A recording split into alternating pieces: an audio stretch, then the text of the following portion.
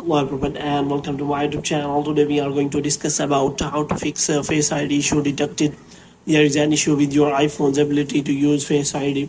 So if you open your iPhone settings and you see this kind of error on your iPhone, and after that if you find a problem related to Face ID, so how you can fix that. For this, what you have to do, you have to simply watch this video completely. So without wasting any time, let's start the video.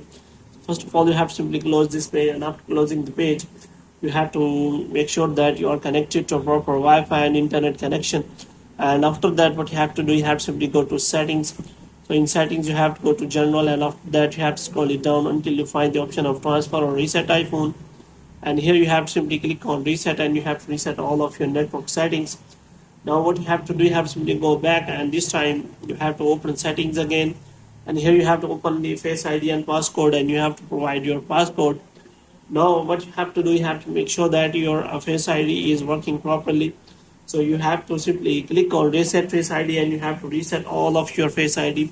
And moreover, you have to make sure that you have turned on the require attention for Face ID, and after that your Face ID will be turned on. If it is not working, then there will be issue with your Face ID. Then you have to make sure that you have to go to the Apple store, and you have to provide the details what is happening with your iPhone and why your Face ID is not working.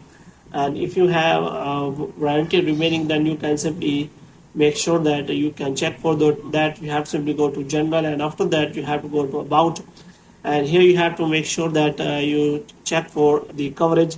And if your coverage is available, then you can simply go to the Apple store and ask for the claim. And after that, you can also go to the Apple store to get the help. So you can simply find the nearest Apple store, and you can go to that Apple store and replace your Face ID. So hope you have liked this video. If you get more videos like this, you can subscribe our channel.